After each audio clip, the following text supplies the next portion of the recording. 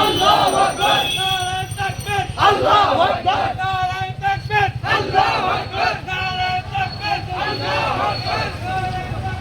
সম্পত্তি জবরদখল মানছি না মানবো না মানবো না এই দিন প্রত্যাহার করতে হবে নারায়ে তাকবীর আল্লাহু আকবার নারায়ে তাকবীর আল্লাহু আকবার আমাদের মৌলিক অধিকার ফিরিয়ে দাও ফিরিয়ে দাও ফিরিয়ে দাও ফিরিয়ে দাও আমাদের জমি জবরদখল চলছে না চলবে না চলবে না চলবে না ওয়াকফের নামে মুসলমানের সম্পত্তি জবরদখল মানছি না মানবো না এই বিল বাতিল করো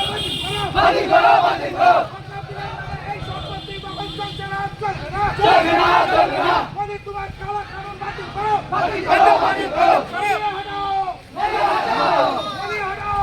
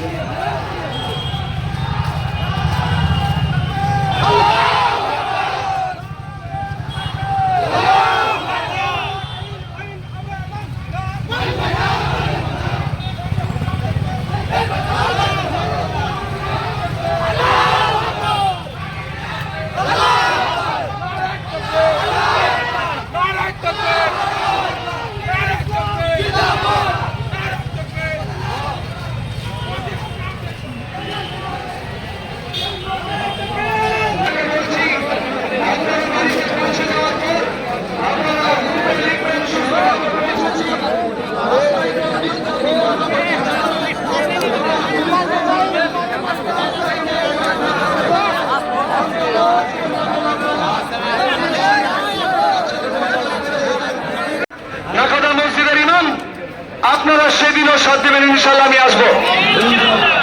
এবার মৌলানা এই জায়গাতেই হবে এই জায়গাতেই মৌলানা আবু হুজুর আমাদের সভাপতি উনি বেলা 1টার সময় 12 তারিখ 1টার সময় এই জায়গাতেই ইমাম মুয়াজ্জিন এন্ড ওয়েলফেয়ার সোসাইটি অর্গানাইজেশনের পক্ষ থেকে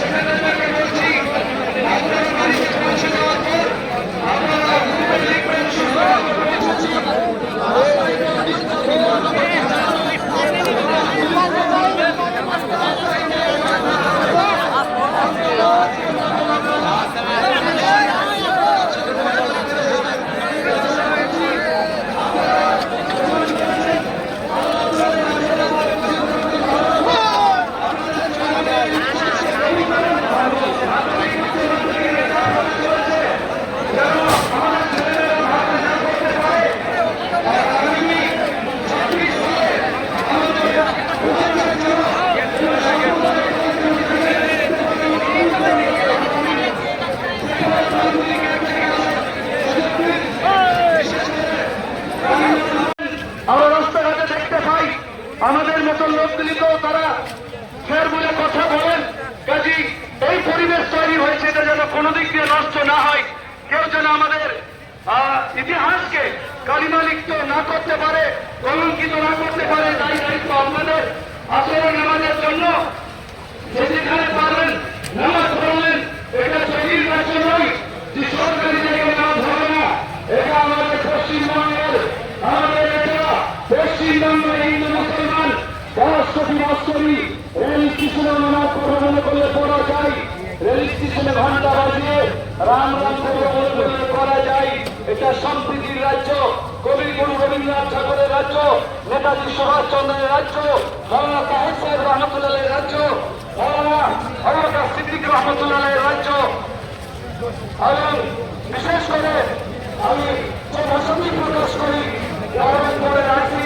যত প্রশংসা করবো কম হবে কিন্তু আমার আশা আগামী দিনে প্রশ্ন আসবে হ্যাঁ ভালো করে আসছি স্যার থ্যাংক ইউ ভালো থাকবেন কাজী প্রশাসনের মাথায় তখন বসে যাবে যে মুসলমানদের মিটিং হচ্ছে করতে যাওয়া মানে গোলমাল হবে